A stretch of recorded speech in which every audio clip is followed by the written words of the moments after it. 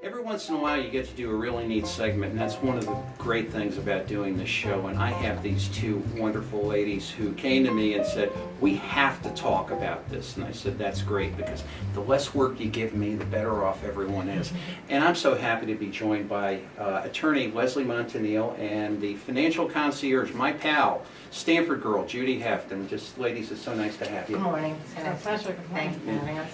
And I think we were talking before the show, we were kind of talking about matters of survival and where people, especially women, often learn about things too late concerning money, finances, relationships, and there's 10,000 ways we can take this conversation. I want you guys to take this in your own way. What brings you here? Why is this important? Why do women need to know about it? Well, most women don't have a clue about their finances. Would you agree, Judy? Definitely. And it's important to take control of your financial life for yourself and be responsible financially so that you know what's going on in your world at any given time or any daytime. Whether you're single or in a relationship, you should know what it costs to live. Exactly, because you never know what's going to happen. You could be in a bad relationship, you could end up as a widow, you could end up, single mom raising children, and you have to know how to take the responsibility. Running a household is like running a small business, so you have to have an understanding of where your expenses are going. And what I was going to say is, most women today who take time off from their careers that they've had to raise a family and raise children often turn over the financial reins to their significant other, and they don't really know anymore down the road what it costs to pay their mortgage, their electric bill, their phone bill. They just know what it is to go to the supermarket. And what happens if all of a sudden your significant other loses a job or suddenly dies? Now what? Which is true. Now, my first wife, excuse me, my late wife Jean, was part of that genre of women, say in the early 80s, that were coming of college, the we can have it all generation. We can have the business, the family, the this, the career. It was funny to me when you'd sit like years later being at a reunion or something and they'd be shaking their heads saying, there's only so many things you can do well. And I say that, to you guys, my esteemed guests. If you go to a woman and she's thinking, I've got a job, I've got kid responsibility, I've got, I have to pick them up from this and that, and, now we have the holidays, which of course do have their burdens. And it's like, I can't do this. This is impossible for me. How do you expect me to do that? Even though I agree with you, it's critically important. What do you tell them? Well, I think that they have the most important thing is what we were talking about, is they have to have a handle on their expenses. And I think especially with young people today, and not only women, young women and men, we're so used to just swiping a card, and now we have this new thing where you can just pay with your phone. People have no idea what their expenses are. I was talking to a young couple not too long ago about that. They want to save for a house. And I said, you have to start looking at your expenses so that you know how much you can put away, so you know where you'll be if you want a percentage to put down on a house. And, instead everything's in a big black hole. You don't know what you're spending. Even your Starbucks expenses, little things like that add up that you don't have a handle on. Oh, I know. I tell my young people all the time, go to feedthepig.org, because it's like when you put compound interest on the $10 Starbucks that you do, because Starbucks is $10, that's what the name, you never walk out of there spending less than $10, and you roll that forward, man, oh man, oh man, it is an incredible amount of money. So I had to practice what I preach. I'm bringing the coffee in here. We have the coffee makers, but we're and it's like, hey, we're learning, but not to take away entirely from this incredibly important subject. What is? I'm sorry, no, Well, please. I'm going to add to what you were asking. Sure. Is what I would say to most women is, no one's asking you to be a surgeon, a banker, a lawyer. If you want to be at home and stay at home and do the most wonderful job in the world, which is raising children, or really the future of our country, Sure. then just take over managing the household finances. You pay the bills. You see where the money is coming in and going out of the household or of the relationship. You may not be in a marriage relationship. You may be involved with a significant other. And maybe your significant other is the real true wage earner. Maybe you're an artist that's struggling, or maybe you're into charity work, which is all wonderful. But then at least take the responsibility of saying, I'm paying Con Ed, or whatever your electric company is, or I'm paying the mortgage, or I'm paying the rent, and then you have an idea of what you really have and what you really don't have. And I would say, as a caveat, if you have a significant other that doesn't want you to manage, that's a red flag for either men or women, but generally the women. Never let someone tell you, don't worry about that, I'll take care of it. Don't stick your head in the sand. Be responsible for your own life. Now, let's talk about that, and I'm so happy you hit on that, Leslie. Young couple where a young lady might be watching this in contemplation of marriage, never really, perfectly intelligent, never really thought about the fact of, wow, I thought that houses and bank accounts and cars and all of that just kind of came with the territory. And it's like, well, I really need to get a handle on this. And she confronts her fiance tonight and says, got to do something. And he has that whatever type of attitude of, let's call it Ralph Cramden-esque, tut, tut, tut, none of your feeble excuses. Me man, me do, me whatever the case may be. At this point, she's kind of walking a teeter-totter between, do I stay in this relationship or do I go do something else? She probably doesn't have enough whatever perspective to the future, because young people hardly ever kind of look at it as far as down the road, what will this be like 5 years, 10 years. They're trying to get through today. I understand that. What do you tell somebody that's like, but I'm going to blow my relationship if I start to actually put some gray matter to this thing? Well, the heart is not like the head. So, if you act with your emotions, then you might find yourself not only brokenhearted, but also broke. Mm-hmm. So if you're involved with someone that doesn't want to share in letting you share in the responsibilities of your finances, then you need to have your own bank account, your own credit card, your own credit. We discuss having your own credit, good or bad credit history, being able to afford your own life. And you can also have a joint account with your significant other where you both contribute and pay all your joint expenses. But you need to have your own stuff, especially if you are on the fence about the person you're with and mostly thinking with your heart and not your head. Yeah, for certain. And I mean, you mentioned credit. Now, I'm sure in your profession, both of you guys, you see people kind of, how could I put it? You're kind of the first or the second person at the side of the train wreck. And you've got all the wreckage around you, and you are assigned or you were hired or you were charged with the idea of, give me something to, make it better. Of course, everybody wants you to make it better within 30 seconds. That's not going to happen. And just for our younger people out there, what types of things might they run into with a spouse that doesn't share with them? Well, that, like Leslie said before, that's a red flag, definitely. That's why I think you should have, I agree, you should have your own accounts. Mm-hmm. You should apply for your own credit card. You need to have your own credit. You should, if you have your own car, you should be paying for it yourself. And I think putting money together in a household account is a great idea, because you never know what's going to happen down the line. And you should even have that continued through your relationship. Even if they do decide to get married, you still want to keep your own accounts, your own identity, so that if something does happen to you, you do have your own credit. I've run into people that have recently become widowed or ended up in divorces, and they don't have a clue about anything.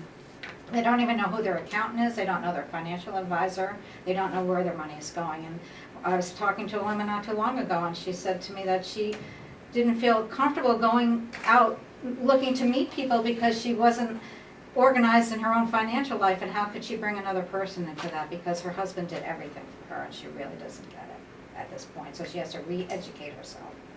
And believe me, I've had stories, through the years like that here as well, where somebody's trying to catch up to, what did he do, and you're going through boxes or papers or emails, and it just goes on and on for days and days. And more often than not you can solve the mess, but more often than not it just goes forever and ever and ever and ever.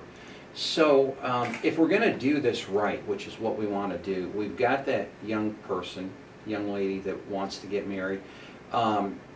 You're saying get credit. What should she do? I mean, what are like the first steps? Well, she should go out and buy something in her own name, apply for a credit card in her own name. You know, a car is a good place to start because it's not a big payment every month. If she has no credit, that would be the place to start. And I wouldn't lease the car, it's better to finance the car and actually own it and pay it off. A lease you return, it's like rent. Yeah. It gives you credit, but it doesn't give you credit like owning something.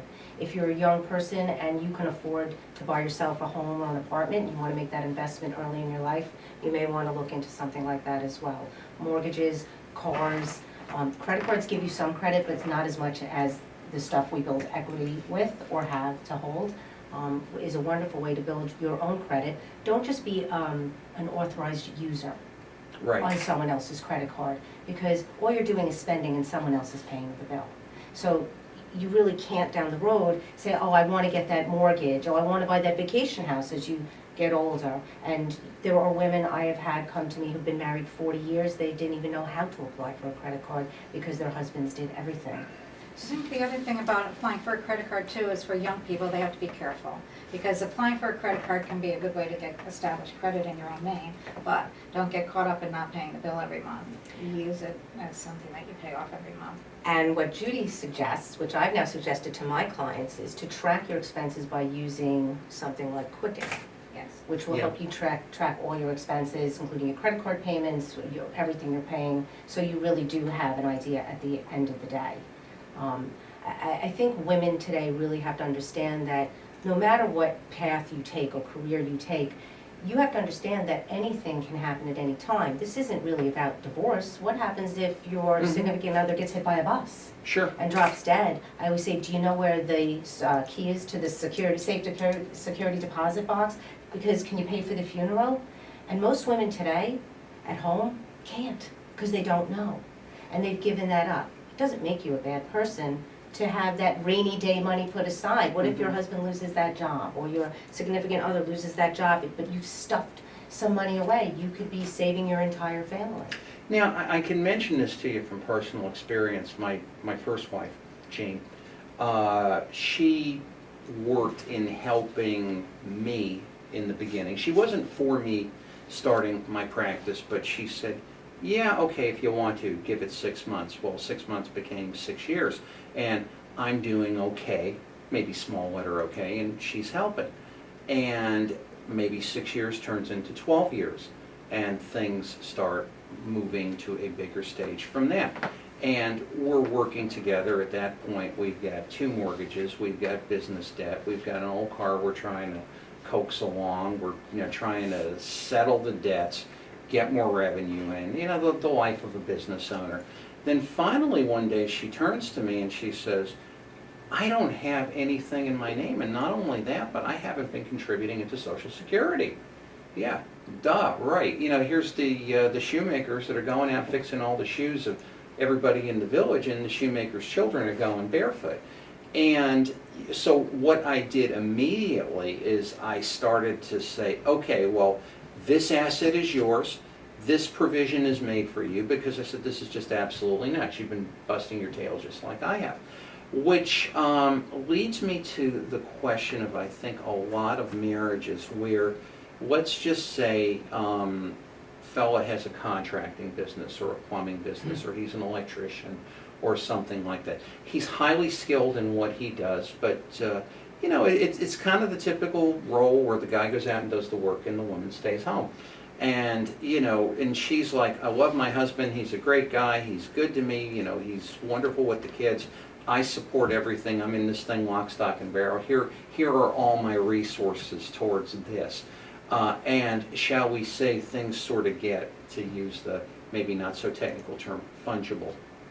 What do you advise in those situations? She wants to commit to the guy. She really wants to say, hey, I'm in this, but if something happens with him, it's like, now you have another dimension, being a small business. Who does the payroll? Who does the, who pays the insurance? I'm sure you've seen it. Yeah, go ahead. I was going to let you go.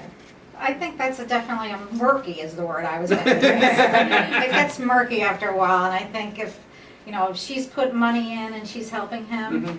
she needs to be getting money out. She needs to either get a salary or, you know, owner's equity, something. It should be, you know, I don't wanna say go into that relationship because it is her spouse, significant other with a legal document, but it certainly wouldn't hurt Right. to have it all laid out, because you don't know, like we talked about, what the future's gonna bring. And also, it should be laid out, or if, even if it's not a divorce, if it is, you know, where he passes away and leaves her, and she's not a plumber or an electrician, she doesn't know how to run that business, but to actually go out and do the work, but maybe if she has a better understanding and she's getting money out of it, she can hire another person, you know, that it's experienced in either plumbing, electrician, whatever, that type of thing. So she really does have to understand the business too and have it on, I think paper's a good thing.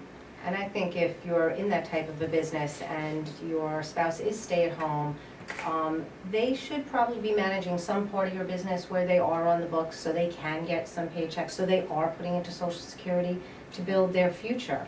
Because if they're not, then at the end of the day, they may not have exactly what they thought they might have in the bank when it's all said and done, and we're talking about when the spouse dies, the wage earner dies.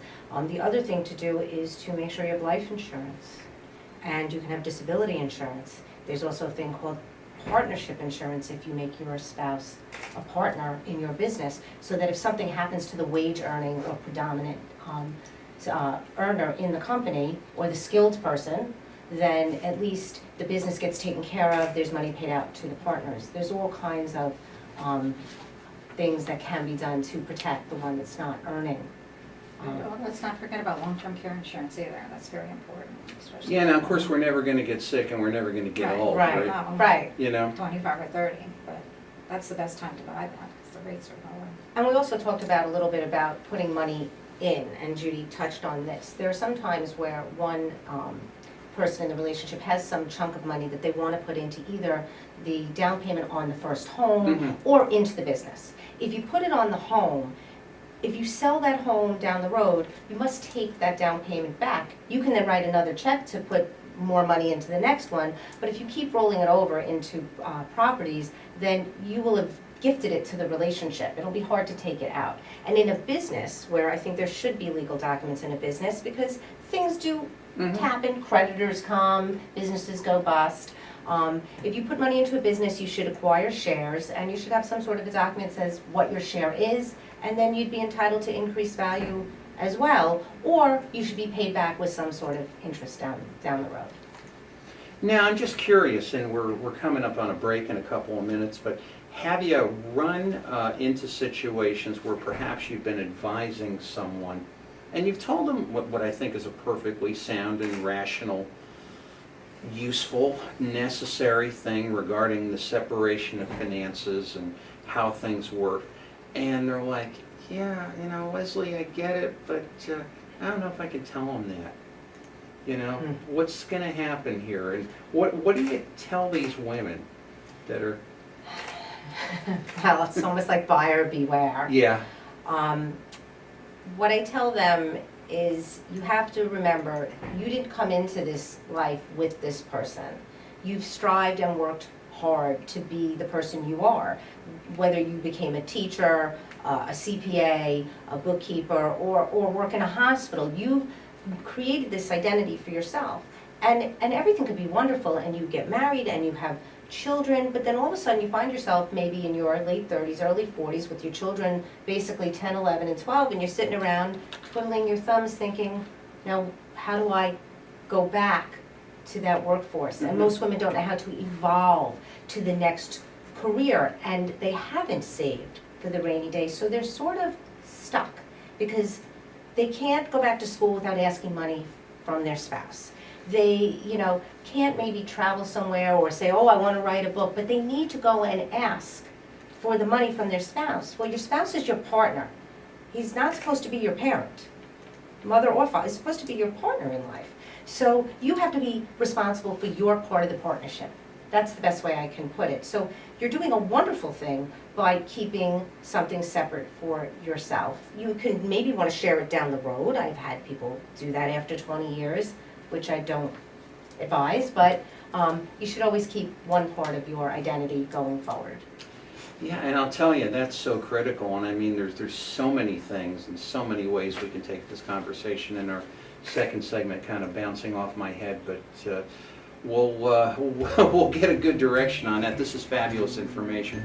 Tony D'Angelo here in Connecticut Morning with attorney Leslie Montanile and the financial concierge Judy Heft. Sit tight, watch some incredible retro commercials, and we'll be right back to you right after this. Please, stick with us. Mr. Green? Mr. Green? Yeah. You need any help? Mm-mm. Please, stick with us. Mr. Green? Mr. Green? Yeah. You need any help? Mm-mm. I just want you to know, I think you're the best ever. Yeah, sure. Want my Coke? It's okay, you can have it. No. Really, you can have it. Okay. A Coke and a smile makes me feel good, makes me feel nice. Be around. That's the way it should be. I like to see Hey, kid. the whole world smiling with me. Coca-Cola as life. Have a Coke and Thanks, Mean Joe. smile. Back again on Connecticut Morning. Tony D'Angelo here with Judy Heft and attorney Leslie Montanile. And if you'd like to reach us, 860-288-4638. And if you're watching this in the aftermarket, I would suggest you talk to these ladies because I am getting an education here that's beyond what I'm capable of doing. But we were talking on the break about, and we all have them as professionals, I like to call them 3 a.m. thoughts, or things that could have happened a lot better if. And stories of woe, shall we say, and our younger people watching this saying, it's not going to happen to me. I love Charlie, and and we all kind of know what Charlie's like. Judy, what are some of the things that if you could have changed the circumstances in perhaps in a personal or professional vein, if you could have, what would you have done to make it a little better? What were lessons that you learned after the fact, either through someone or with someone in close relationship, that you kind of wish you knew before? Well, Tony, that's a good question, because I knew a woman came to me in her, let's say she was in her mid to late 50s, and she had been married for a long time to a gentleman, and she was the main wage earner in the relationship. She earned all the money, she ran the household, she paid the bills, she raised the children, she did everything. And there were a few years where she didn't work, and during that time, she was I think she had her head in the sand. And there were a couple of years there where she didn't work because she said, you know what, it's your turn, you do it for a while, and then neither one of them worked, and unfortunately, they ran through all their IRA money that they had put away, and then... Yeah, and I want to stick a pin there because and this is the thing, because I run into this a lot. People think that IRA money is money until you actually cash it in. You find out it's not money, it's compensation, which gets taxed. Exactly. So they did experience that. They had a big tax bill, and they didn't have a good relationship with their accountant. They didn't have a good relationship with their financial advisor. They were just letting people that they trusted take care of everything for them.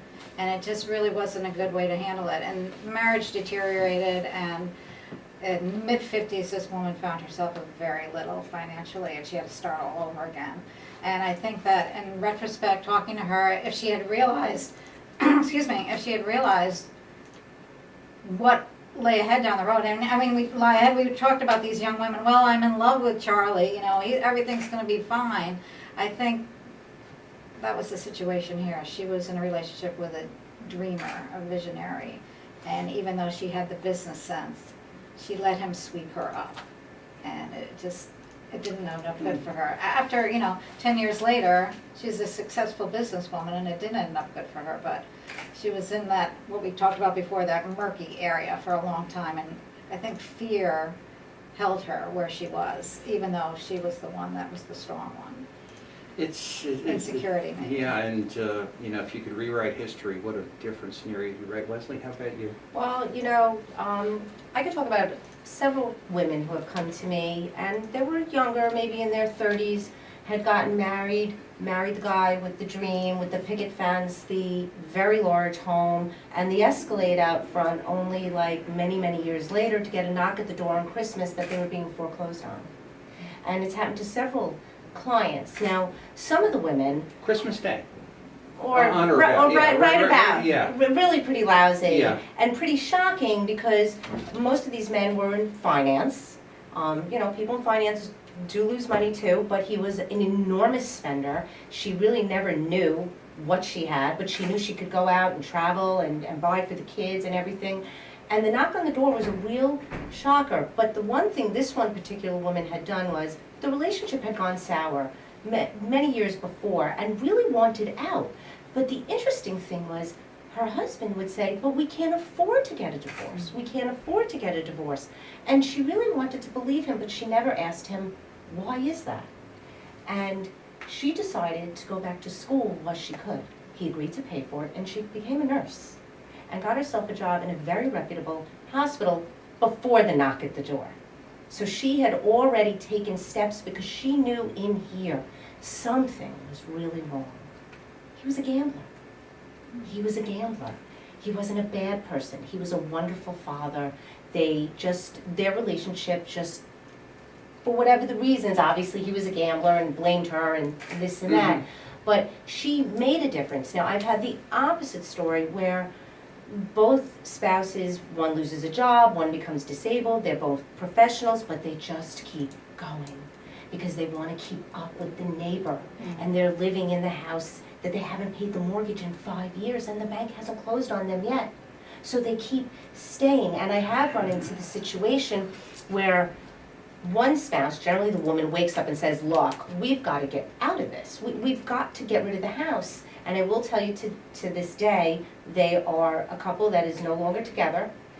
The wife has moved in with her family, with her children, and the father is still living in the home despite the fact that they've agreed to a short sale with the bank, and he keeps thwarting the sale. And I will say that they've probably been in the house now 6 years, and they owe over $2 million on the house.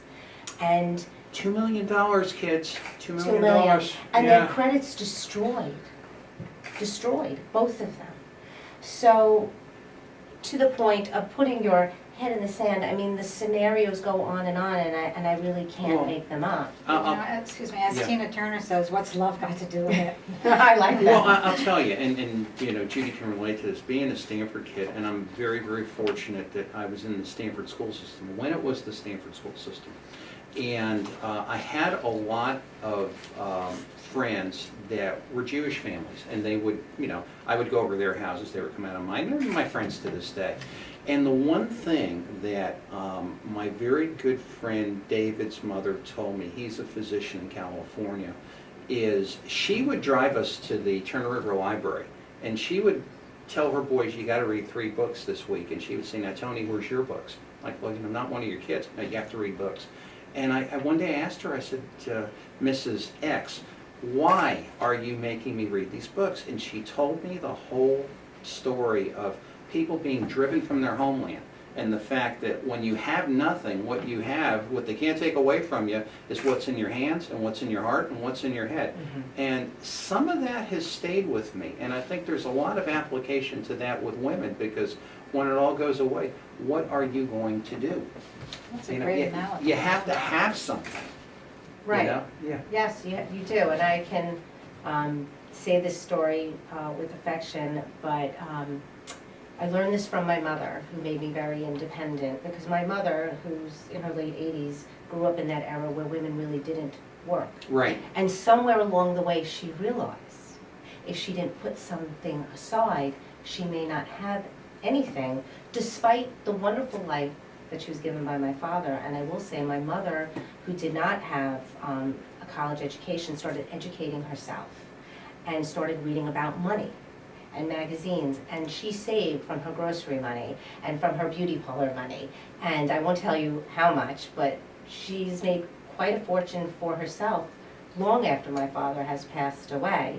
And I've really taken that lesson that not only is she self-educated and independent, but she lived in a time where it was so almost frowned upon to be independent, but she was doing it anyway.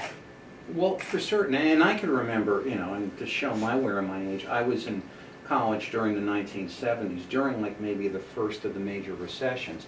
And I would sit in classes with women in their 30s and 40s. I mean, to me, they were like, wow, you're ancient, But the thing, it was amazing to me, and I would say to myself, well, why are you here? I mean, it's like, aren't you like supposed to be in a house in Westport somewhere? And they would tell me, I mean, not that I would ask them, but they would offer the whole thing of, I'm here because I saw what happened to my husband or this or my marital situation, and I'm not going to let it happen to me. And not only that, but you're talking now the 1970s, a number of these women were going to school under threats of divorce, under threats of bodily harm. You bleep if because it was this whole thing of, you're breaking up the family. And you think about how difficult it was for that genre, as opposed to now where it's like, go do it, and, Susie's still in love with Charlie.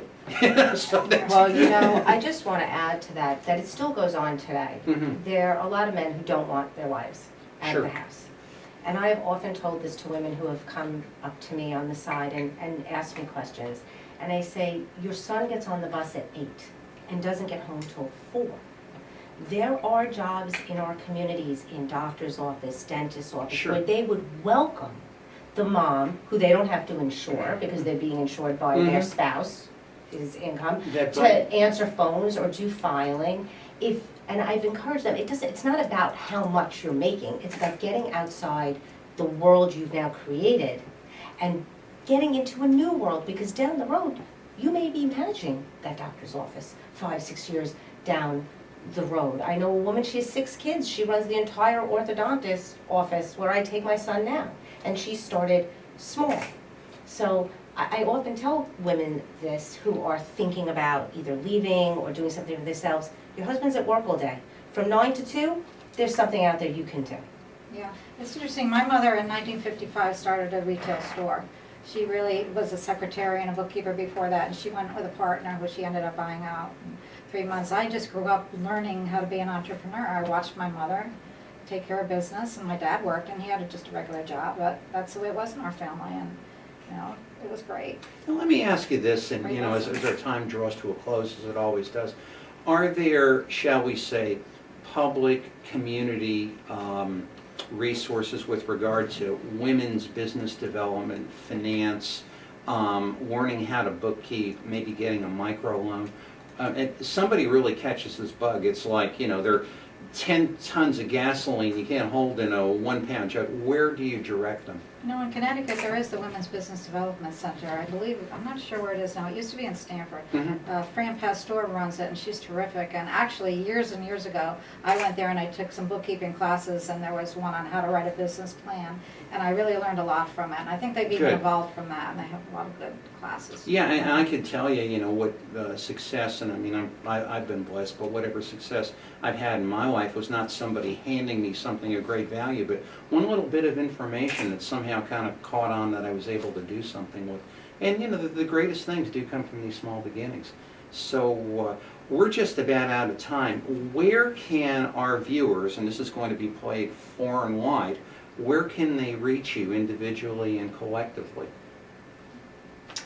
Individually, you can reach me through my website at www.askleslieTheLawyer.com. If you'd like to call me, you can call me at 914-234-8777. And my website is www.judithheft.com. My office number is 203-978-1858. And I'm Tony D'Angelo here in Connecticut Morning, and I've really been blessed by my guests, and these guys have been absolutely fantastic. Get this information and do something about it, because it will become necessary to you, I can assure you. Judy, thank you. Tony. Leslie, Thank you so much, Tony. And we'll be right back with It Fries My Eggs. Stay with us. Maybe not the best is yet to come, but we're still going to have some fun right after this.